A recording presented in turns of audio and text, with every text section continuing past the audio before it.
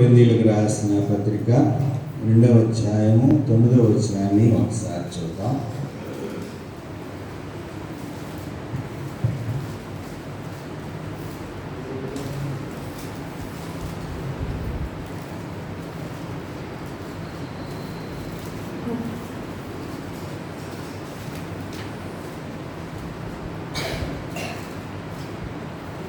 ఇందును గూర్చి దేవుడు తను ప్రేమించు వారి కొరకు ఏమి సిద్ధపరిచనో అవి కంటికి కనబడలేదు, చెవికి వినబడలేదు, మనుష్య హృదయములకు గోచరం కాలేదు అని వ్రాయబడి ఉన్నది. తల వంచి ప్రార్థన చేసుకుందాం. మహిమాన్వితుడా, మహోన్నతుడా, పరిశుద్ధుడా, మీరు మమ్మల్ని ప్రేమించి మా కొరకు శిలువ బలియాగముగా అర్పించినటువంటి లెంటు కాలములో మా జీవితాలను నీకు సమర్పణ చేసుకొని నీ బలియాగమును మేము తలపోసుకుంటూ హృదయంలో సమర్పణగా కృతజ్ఞతగా మమ్మల్ని మేము నీ సన్నిధానంలో జ్ఞాపకం చేసుకుంటూ మా హృదయాలను బలపరుచుకోవడానికి ఇచ్చిన అవకాశాన్ని బట్టి స్తోత్రాలు చెల్లిస్తున్నాం. వాక్యమైన దేవ మాతో మాట్లాడండి. ఈ క్లుప్త సందేశం ద్వారా మా హృదయాలకు కావలసిన ఆత్మీయ తృష్ణను తీర్చి నీ కృపలో మమ్మల్ని బలపరిచి కాపాడమని యేసు పరిశుద్ధ నామమును బట్టి ప్రార్థించి వేడుకొనుచున్నాము తండ్రి. ముందుగా దేవాది దేవునికి వందనాలు స్తోత్రాలు చెల్లిస్తూ ఉదయకాల సమయంలో దేవుడు మనకిచ్చినటువంటి ధన్యత్వము, ఈ ఆశీర్వాదము, దేవుని యొక్క కృపలో ఈ లెంటులో మరి 3వ శుక్రవారంలోనికి మనం ప్రవేశించాం. దేవుని మహాకృపలో ఈరోజు ప్రపంచ ప్రార్థనా దినంగా సాయంకాలపు ఆరాధనలో మనం జ్ఞాపకం చేసుకుని పోతున్నాం. నిన్నటి దినాన మన బిషప్ తండ్రి గారి ఆదేశానుసారంగా ఈ రోజు నుంచి 13వ తారీఖు వరకు మరి ప్రపంచంలో జరుగుతున్నటువంటి యుద్ధం నివారణ కొరకు ప్రతి సంఘంలో ప్రార్థన చేయవలసిందిగా వారు కోరటం జరిగింది. మరి ఈ ప్రపంచ ప్రార్థన దినాన్ని పురస్కరించుకొని ప్రపంచ శాంతి కొరకు మనము అనిత్యము మన యొక్క ప్రార్థనలో జ్ఞాపకం చేసుకోవాలి. ఎందుకనంటే మొన్నటి వరకు చైనా దేశము ఎవరికి సపోర్ట్ చేయాలి, కానీ 2 రోజుల నుంచి చైనా దేశము ఇరాన్ దేశానికి సపోర్ట్ చేస్తుంది. అంటే చైనా యొక్క మిసైల్స్ లేక బాంబులు ఇరాన్కి సప్లై చేస్తుంది. ఇరాన్ దగ్గర అన్ని అణ్వాయుధాలు అవి లేవు, కానీ మరి ఇప్పుడు చైనా దేశము ఇరాన్ దేశానికి సప్లై చేస్తుంది. అంటే ప్రపంచం అంతా ఇరాన్ దేశాన్ని చూస్తుంది. ఇరాన్ దేశం వల్ల మరి ఈ ముస్లిం దేశాలన్నీ ఆయిల్ కంట్రీస్ అంటే మనం బావి తవ్వితే నీళ్ళు ఎలా పడతాయో వారికి పెట్రోలియం జలాలు అలా పడతాయి. పెట్రోల్ వారికి ప్రధానమైనటువంటి ఉత్పత్తి కేంద్రాలు.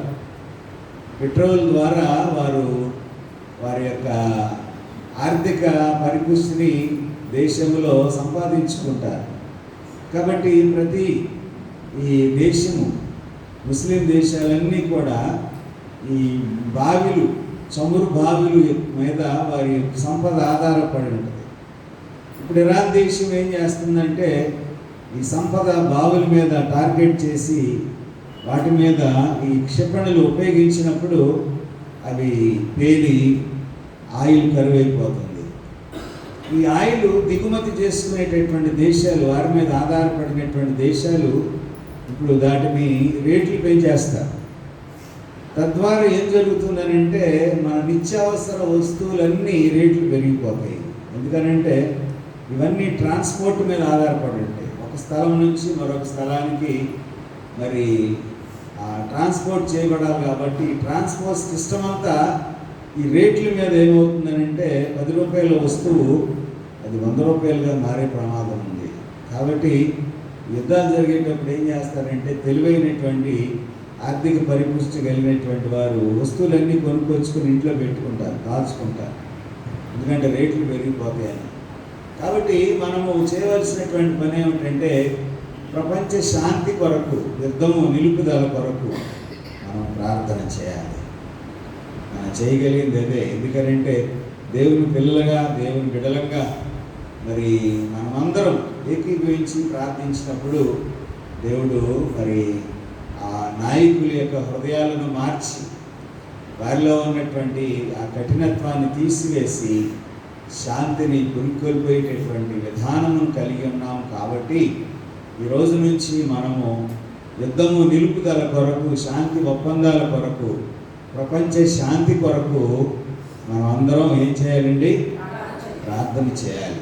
కాబట్టి ప్రతి ఒక్కరం ఇదే మన గుళ్ళో చేస్తున్నారు కదా, మన బాధ్యత కాదు అనుకోవద్దు. ఎందుకనంటే దేవుడు మనకి ఇచ్చిన అవకాశం. మనము మన దైనందిక జీవితంలో ప్రభా ప్రపంచంలో శాంతిని నెలకొల్పు, యుద్ధాన్ని ఆపు. మరి యుద్ధం ద్వారా మరి అన్ని దేశాలకు నష్టం కలుగుతుంది, మాకు కూడా నష్టం కలుగుతుంది. కాబట్టి మన మీద దయచూపని మనం అందరం ఏకీభవించి ప్రార్థన చేద్దాం. మానవుల కొరకు దేవుని యొక్క సిద్ధపాటు ఏమైనదో కొన్ని మాటలు ఈ సమయంలో మీ ముందు ఉంచడానికి నేను ఇష్టపడుతూ ఉన్నాను. దేవుడు మానవుని కొరకు ఏమేమి దాచి ఉంచాడో, తను ప్రేమించిన వారి కొరకు ఏవేవి సిద్ధపరిచినో అవి కంటికి కనబడలేదు, చెవికి వినబడలేదు, హృదయం నాకు గోచరం కాలేదు. అంటే దేవుడు తను ప్రేమించే వారి కొరకు కొన్ని గుప్త ధనాల్ని దాచి ఉంచాడు. గుప్త ధనాలనంటే అది ధన రూపంలోనే ఉంటుందని అనుకోకూడదు. ధనము అన్నిటికీ ఉపయోగమే. ధనం మూలం ఇదం జగత్ అని లోకంలో ఒక సామెత ఉంది. ధనం లేకుండా ఏది మనం ఈ లోకంలో పొందుకోలేము. కాబట్టి ధన సంపాదన కొరకు మనిషి చాలా శ్రమిస్తాడు, కష్టపడతాడు. మనకి ఇవ్వబడినటువంటి 24 గంటల్లో 12 గంటలు మనము మరి అలసట తీర్చుకోవడానికి మనము సిద్ధపడతాము. కానీ మిగతా 12 గంటల్లో రకరకాలైనటువంటి పనులు చేస్తూ మన యొక్క చేతి పనుల ద్వారా, మన ఉద్యోగుల ద్వారా, మన వ్యాపారముల ద్వారా, మనకి ఇవ్వబడినటువంటి పరిస్థితుల ద్వారా మనం ప్రయాణం చేస్తాం. కాబట్టి ఈ గుప్త ధన నిధులు లేక గుప్త ధనము అవి కంటికి కనపడవు, చెవికి వినపడవు, హృదయానికి గోచరము కానటువంటివి ఏమేమి సిద్ధం చేశాడో కొద్ది నిమిషాలు మరి క్లుప్తమైన సందేశం. కాబట్టి ఇక్కడ మనం గమనించగలిగినట్లయితే దేవుడు మానవుని కొరకు విందు సిద్ధం చేశాడు.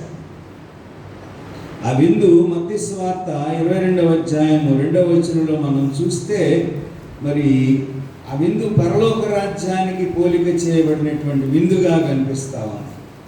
ఆ విందు సిద్ధపరిచి మరి యజమానుడు తన దాసులను పంపినప్పుడు వారు సాకులు చెప్పి ఆ విందునకు వాళ్ళు వెళ్ళలేకపోయారు. అంటే ఇది ఒక పరలోక రాజ్యానికి సాదృశ్యంగా కనిపిస్తూ ఉంది. పరలోక రాజ్యము దేనికి సాదృశ్యంగా ఉందంటే విందునకు సాదృశ్యంగా ఉంది. విందు మరి మానవ జీవితంలో ఒక భాగం. విందు అంటే ఆహారం. ఆహారము ప్రతి మనిషికి అవసరం. ఆహారం లేకపోతే శరీరం ఏమైపోద్ది? క్షీణించిపోద్ది. కాబట్టి ప్రతి మానవుడు మరి కష్టపడి సంపాదించి ఆహారాన్ని సిద్ధపరచుకోవాలి. ఈ విందు దేవుని యొక్క రాజ్యమునకు సిద్ధం చేయబడింది. అంటే దేవుని రాజ్యము మరి బైబిల్ గ్రంథం ఏం చెప్తుందంటే భోజనము పానము కాదు కానీ దేవుని మాటలు, దేవుని యొక్క ఆలోచనకు మన హృదయాన్ని ఇవ్వాలి. ఇక్కడ విందు యజమాని ఏం చేశాడనంటే తన దాసులను పంపించి ఒక ఇన్విటేషన్స్ ఇచ్చారు. అందరికీ ఆహ్వాన పత్రికలు పంపించారు. పంపించినప్పుడు వాళ్ళు ఏం చేశారు? ఆహ్వాన పత్రిక అందుకున్న వారు సాకులు చెప్తా ఉన్నారు. పిలువబడినటువంటి వారు సాకులు చెప్తా ఉన్నారు. సేవకుల గురించి బైబిల్ చెప్పేటటువంటి వాక్యం ఏమిటంటే పిలువబడినటువంటి వారు అనేకులు, ఏర్పరచబడిన వారు కొద్దిమంది మాత్రమే. పరలోక రాజ్యానికి అందరికీ ఆహ్వానం ఉంది, మనందరికీ కూడా ఆహ్వానం ఉంది. కానీ పరలోక రాజ్యంలో చోటు చేసుకునేటటువంటి వారు కొద్దిమంది మాత్రమే. ఎందుకని మన ఆత్మీయ స్థితిలో సిద్ధపాటు లేనందువలన యేసు ప్రభు వారే ప్రార్థన గురించి జ్ఞాపకం చేస్తూ గెత్సెమనే తోట దగ్గర తల్లి చెప్పారు ఏమిటంటే, మరి ఆత్మసిద్ధమే కానీ శరీరం బలహీనమైనది కాబట్టి మెలకువ కలిగి ప్రార్థన చేయమని చెప్పారు.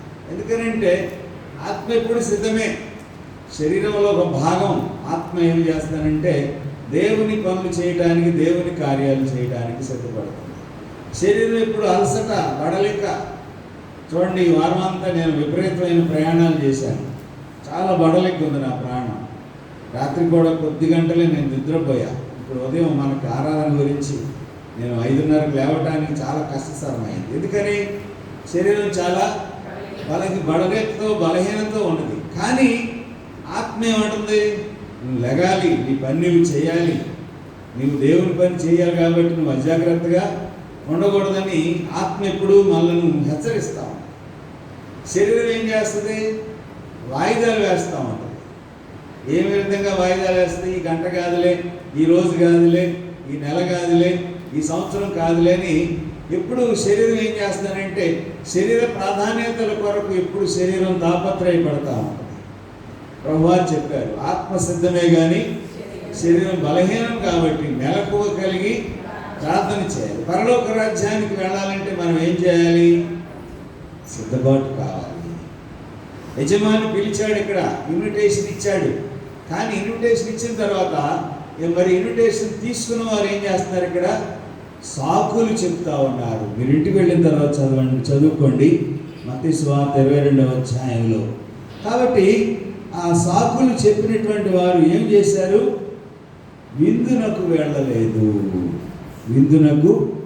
వెళ్ళలేదు. ఒకసారి మనం మత్తయి సువార్త 25వ అధ్యాయం 11-12 వచనాలు చూద్దాం. చూడండి, త్వరగా చదివి సహాయం చేయండి. అంతటా తలుపు వేయబడెను. ఆ తరువాత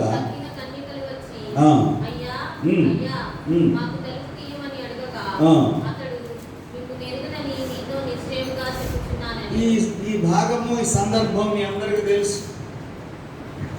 ఎక్కడిది, సిద్ధపడినటువంటి కన్యలు, సిద్ధపాటు లేని కన్యకలు.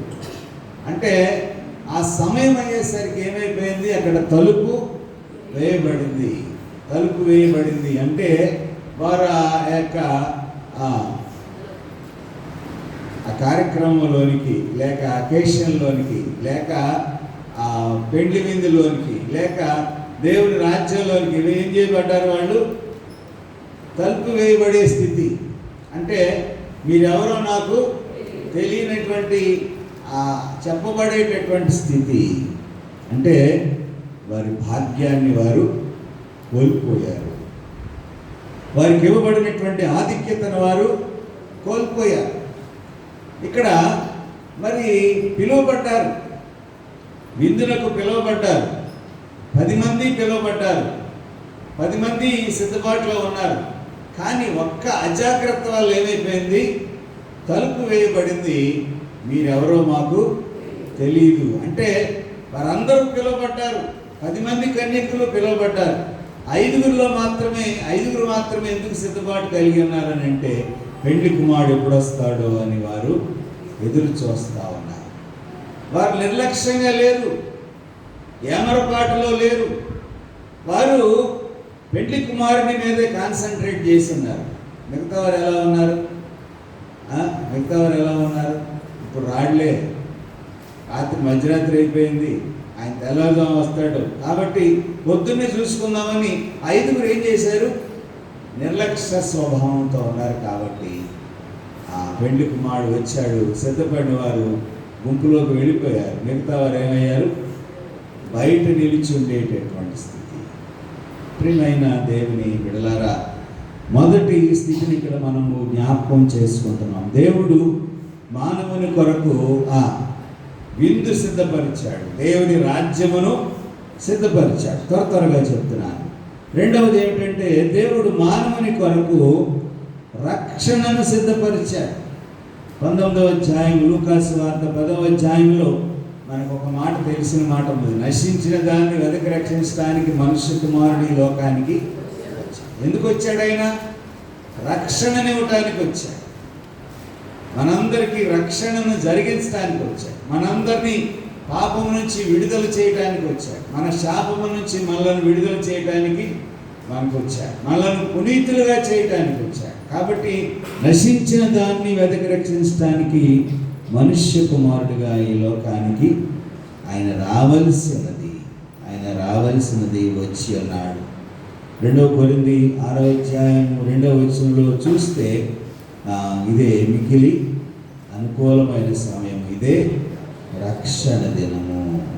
మూడవదిగా చూస్తే దేవుడు మానవుని కొరకు భోజనమును సిద్ధపరిచాడు. నిర్గమకాండం 16వ అధ్యాయం 35-36 వచనాల్లో చూస్తే ఇశ్రాయేలులకు దేవుడు ఐగుప్తు నుంచి కానానుకు నడిపించబడినప్పుడు వారికి ఏమిచ్చాడండి? మన్నానిచ్చాడు. కష్టపడకుండా ఆహారాన్ని దేవుడు వారికి సమకూర్చాడు. వారు 40 సంవత్సరాలు వారి ప్రయాణంలో వారికి ఆహారం ఇచ్చాడు. కష్టపడకుండా, వంట చేసుకోకుండా ఆహారం ఇచ్చాడు. ఆహారం తినడానికి షరతులు ఇచ్చాడు. ఆహారం ఏ విధంగా తినాలో చెప్పాడు. కాబట్టి మనిషి జీవించడానికి ఆహారం అవసరమని ఇందాక మనం మాట్లాడుకున్నాం. ఇక్కడ ఇశ్రాయేలీలకు కూడా దేవుడు ఏం చేశాడు? ఆహారాన్ని సమకూర్చాడు. ఇంకా చాలా ఉన్నాయి కానీ నేను క్లుప్తంగా నా మాటలు ముగిస్తున్నాను. దేవుడు మానవుని కొరకు జీతము సిద్ధపరిచాడు. ప్రకటన గ్రంథం 22వ అధ్యాయము 12వ వచనములో ఆయన జీతాన్ని పుచ్చుకొని రాబోతా ఉన్నాడు. ఇదిగో ప్రతి ఒక్కరి జీతము నా యొద్ద ఉన్నది అని చెప్తా ఉన్నాడు. అంతేకాకుండా 1 కొరింథీ 3వ అధ్యాయము 14వ వచనంలో ఏమంటాడంటే, వాని క్రియల చొప్పున ప్రతివానికి ఇచ్చుటకు జీతము ఆయన యొద్ద ఉన్నది. ఈ రెండు వచనాల్లో మీరు చూస్తున్నప్పుడు జీతం అనేటటువంటి పదం కనిపిస్తుంది. జీతం, అదే జీతం నెల కష్టపడితే మనకు జీతం వస్తుంది. మరి దేవుని యొక్క సన్నిధానంలో నిలిచినటువంటి మనందరికీ ఆయన జీతాన్ని తీసుకుని రాబోతున్నారు. కంగారు పడకండి. ప్రకటన గ్రంథంలో ఉంది ఆ మాట. జీతం అనే మాట ప్రకటన గ్రంథంలో ఉంది. అయితే ప్రతివాని జీతం, అది ఏ జీతం? అది ఏ రకమైన జీతం? మనకి ఈ లోకంలో బలా నమ్మకమైన మంచి దాసుడు, ఈ కొంచెంలో నీ నమ్మకం ఉన్నావు కాబట్టి నీకు ఇదిగో పరలోక రాజ్యాన్ని నేను ఇస్తాను. సోమరువైన చెడ్డదాసుడా, ఈ కొంచెంలో నీ నమ్మకంగా లేనందువలన నీ సాకులు చెప్పేటటువంటి పనిని విడిచిపెట్టి నీవు దేవుని వైపు తిరగాలి. ప్రియమైన దేవుని బిడ్డలారా, మానవులను గూర్చి దేవుని యొక్క సిద్ధపాటు, నీ కొరకు నా కొరకు ఆయన సిద్ధపాటు కలిగి ఉన్నాడు. నన్ను ఆయన పరలోక రాజ్యానికి నడిపించడానికి ఈ లోకంలో ఇస్తున్న ప్రతి అవకాశాన్ని బట్టి మనము దేవాది దేవునికి స్తోత్రాలు, వందనాలు చెల్లిస్తూ ఈ 3వ శుక్రవారపు ఉదయకాల సమయంలో ఈ సంస్కారపు ఆరాధనలో నిలిచిన మనము దేవునికి ఇష్టమైనటువంటి బిడ్డలంగా జీవిస్తూ ఆయన ఇచ్చినటువంటి ఆధిక్యతలన్నిటినీ మన యొక్క జీవితాల్లో అన్వయించుకొని నిత్యమైన కృపలో బలపరచబడటానికి ప్రభు ఇచ్చినటువంటి అవకాశాన్ని సద్వినియోగపరుచుకొని మనమందరము ఆ మహిమ రాజ్యంలో చేరటానికి దేవుడిస్తున్న అవకాశాలని మన జీవితాలకు అన్వయించుకొని నడిపించగలందులకు పరిశుద్ధాత్మ దేవుడు మనం నడిపించి బలపరిచి కాచి కాపాడునుగాక. ప్రార్థన చేసుకుందాం. మమ్మల్ని మిక్కిలిగా ప్రేమించున్న మా ప్రియ పరలోకపు తండ్రి, ఉదయకాల సమయంలో ఈ 3వ శుక్రవారపు ఉదయకాల సమయంలో నీ సన్నిధానంలో నీకు స్తోత్రాలు చెల్లిస్తాం. ప్రభువా, మమ్మల్ని నీ ఆత్మతో బలపరచండి. ఈ బలారాధనలో నిలిచిపోతున్నటువంటి ప్రియబిడ్డలందరినీ దీవించండి.